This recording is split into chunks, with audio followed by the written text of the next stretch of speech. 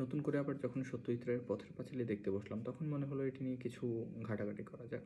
তো ১৯৫০-এর দিকে যখন সত্যজিৎ রায় দেশে ফিরেন, তখন চলচ্চিত্র নির্মাণের যে অভিজ্ঞতা দরকার, সেটি তার কাছে তেমন ছিল না। না থাকা সত্ত্বেও তিনি একদল তরুণকে নিয়ে চিন্তা করেন যে তিনি তার প্রথম যে পূর্ণদৈর্ঘ্য চলচ্চিত্র সেটি নির্মাণ করবেন। সেজন্য কিছু তরুণকে নিয়ে একটি দল গঠন করেন। সেখানে সুব্রত মিত্র চিত্রগ্রাহক, যদিও তিনি পূর্বেও কাজ করার চিত্রগ্রাহক হিসেবে কাজ করার অভিজ্ঞতা রয়েছেন। অনিল চৌধুরী, যিনি প্রোডাকশন কন্ট্রোলার, এবং বংশী চন্দ্রগুপ্ত, যিনি আর্ট ডিরেক্টর হিসেবে এই সিনেমায় কাজ করার দায়িত্ব পান।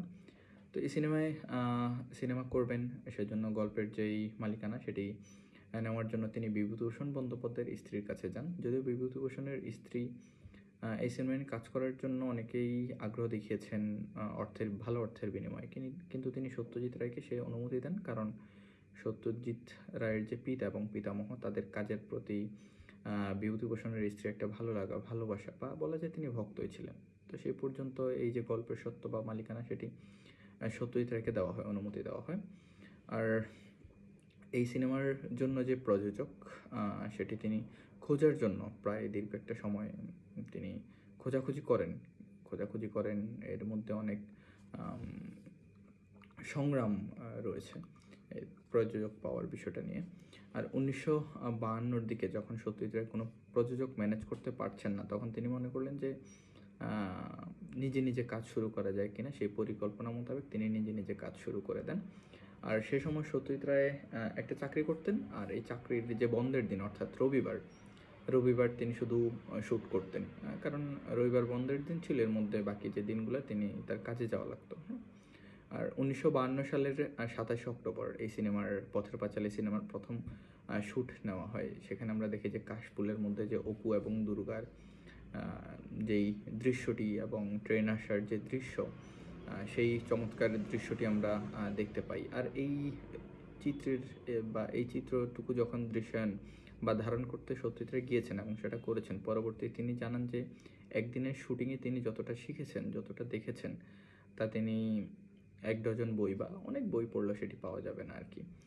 হ্যাঁ, তো প্রথম রবিবারের যে শুটিং এটি ছিল এক্সপেরিমেন্টাল, এবং পরবর্তী রবিবারে যখন তিনি আবার একই দৃশ্য ধারণ করতে যান, তখন দেখা যায় যে আপনারা দেখবেন যে দৃশ্যে যে কাশফুল থাকে, হ্যাঁ, সেটি সেখানকার গরুর পাল খেয়ে ফেলেছে। আর এই একই দৃশ্য ধারণ করার জন্য সত্যজিৎ রায়কে প্রায় ১ বছর অপেক্ষা করতে হয়েছে। আর এই সিনেমার যারা অভিনয় করেছে, এর মধ্যে কিছু সংখ্যক শিল্পী বা কলাকুশলী যারা ছিলেন এর আগে, তারা কখনো সিনেমায় বা কোথাও অভিনয় করেন নাই। দেখা যায় তারা সেখানে বসবাসরত খুবই সাধারণ মানুষ। আর সিনেমায় যখন তিনি কাজ করতে যান, তখন কলকাতায় বা এই বঙ্গে যে সিনেমা নির্মাণ হতো, সেটি সাধারণত স্টুডিওতে নির্মাণ হতো।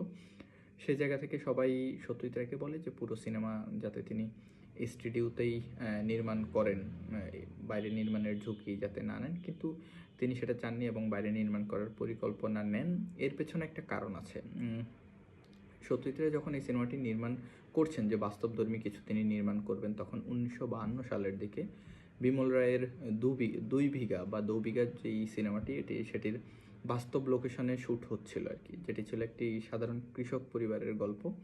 আর এই চলচ্চিত্রটি যে নিউ রিয়েলিজম সে ধারার এবং প্রাকৃতিক যে অভিনয়, ন্যাচারাল যেই অভিনয়, সেটার জন্য এটি বেশ প্রশংসিত হন, এবং এটি পরবর্তীতে কান চলচ্চিত্র উৎসবে দেখানো হয় এবং সেখান থেকে পুরস্কার জিতে। এর মধ্যে দিয়ে দেখা যায় যে সত্যজিৎ রায় তিনি সিনেমা নির্মাণ করছেন, বারবার অর্থ সংকটে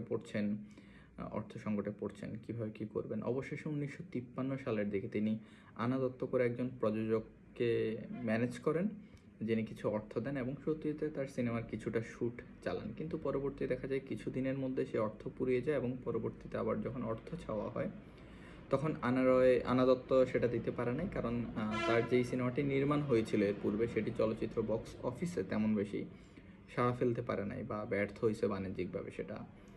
হ্যাঁ, বাণিজ্যিকভাবে ব্যর্থ হয়েছিল। এরপর দেখা যায় যে কিছুদিন পর তিনি স্ত্রীর কিছু গহনা বিক্রি করেও কিছুদিন চলচ্চিত্র নির্মাণের কাজ করেছিলেন, কিন্তু সেই অর্থ পুরোপুরি চলচ্চিত্র সম্পন্ন করার জন্য সংকুলন হয় নাই।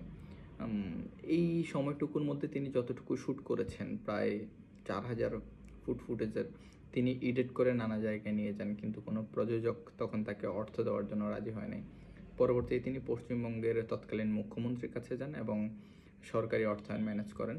আর এই সরকারি অর্থায়নের মধ্যে দিয়ে দেখা যায় যে পথের পাঁচালী সিনেমার যে নির্মাণ ধারাবাহিকতা সেটি শুরু হয়। তো 1954 সালের দিকে এই যে সরকারি অর্থায়ন সেটির মধ্যে দিয়ে সিনেমার কাজ শুরু হয় এবং তখন সরকারি যে অর্থায়ন সেই প্রক্রিয়া ছিল, দেওয়ার প্রক্রিয়া ছিল খুবই ধীর। এমনও হতো যে কোনো ক্ষেত্রে 1 মাস লেগে যাচ্ছে। হ্যাঁ, আর এই যে 1950 থেকে 54 বিশাল একটা 4 বছর সময়। এই 4 বছর সময়ের মধ্যে দিয়ে যখন সত্যজিৎ রায় আস্তে আস্তে ধীরে ধীরে একটু করে নির্মাণ করছেন, তখন সত্যজিৎ রায় একদিন বলেছিলেন তার এই যে সিনেমা নির্মাণ এটি সম্পূর্ণ ছিল একটা অলৌকিক ঘটনা। অলৌকিক ঘটনা কেন? এই যে দীর্ঘ একটা সময়, দীর্ঘ সময়ের মধ্যে আমরা যে আমাদের মূল গল্প দেখি অপু, তিনি একটুও বড় হন নাই। তারপর দুর্গা বড় হয়ে যায় নাই, অপুর কণ্ঠস্বর বদলায় নাই। সবচেয়ে বড় ব্যাপার যে ইন্দির ঠাকরুন আপনারা দেখেন সিনেমার মধ্যে তিনি মারা যান নাই। হ্যাঁ, যে কোনো সময় তিনি মারা যেতে পারতেন, যে কোনো, কিন্তু মেবি যে এই সিনেমাটা সম্পূর্ণ করার জন্যই হয়তো উনি বেঁচে ছিলেন বা ওনার কিছু হয় নাই। পরবর্তী সিনেমা যখন কাজটা শেষ হয়ে যায়, শেষ হয়ে যাওয়ার পর এই সিনেমাটা আমেরিকার মিউজিয়াম অফ মডার্ন আর্ট অর্থাৎ মোমাতে, মোমার যে পরিচালক মনরো হুইলার তিনি কলকাতা আসেন। কলকাতায় এসে যখন সিনেমাটা দেখেন এবং তাকে পৃথিবীব্যাপী স্ক্রিন করার বা প্রিমিয়ারের প্রস্তাব দেন, এতে সত্যজিৎ রাজি হয়। হ্যাঁ, পরবর্তীতে আবার জন হিউস্টন ভারতে যখন আসেন, তিনি সত্যজিতের পুরো সিনেমাটা দেখেন, দেখার পর এটির বেশ প্রশংসা করেন এবং এটিকে কীভাবে বিশ্বে স্ক্রিনিং করা যায়, বিদেশি স্ক্রিনিং করা যায়, প্রিমিয়ার করা যায় এবং মোমাতে কীভাবে দেখানো যায় সেই বিষয়গুলো দেখা যায় আর দরজা খুলে দেন। হ্যাঁ, সত্যজিৎকে পৃথিবীতে অন্যান্য দেশে বিদেশে নিজেকে পৌঁছানোর যে রাস্তা সেটি আরও সহজ হয়ে যায় আর কি। আর 1955 সালের দিকে এসে পথের পাঁচালীর যে পোস্ট প্রোডাকশন এটি প্রায় শেষের দিকেই চলে আসে। আর এই সিনেমার যেই সঙ্গীতের কাজ সেটির বিশাল একটা অংশ কিন্তু পণ্ডিত রবিশঙ্কর করেছিলেন। আর এই সময় দেখা যায় যে রবিশঙ্কর যে সময়টাতে ছিলেন তিনি খুবই ব্যস্ত ছিলেন, অনেক কনসার্ট করতেছেন, অনেক অনুষ্ঠান করতেছেন নানা জায়গায়।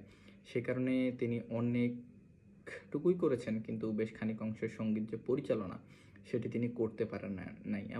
এমন হয়েছিল যে পণ্ডিত রবিশঙ্কর এবং সত্যজিৎ রায় প্রায় 11 ঘন্টার একটা সেশনে সঙ্গীত রেকর্ড করছেন, কিন্তু কিছু অংশ তারপরে বাদ থেকে গেছে। পরবর্তী দেখা যায় যে সুব্রত মিত্র সঙ্গীত তৈরি করেন এবং সিনেমার মধ্যে একটু সেতারও বাজান সেখানে।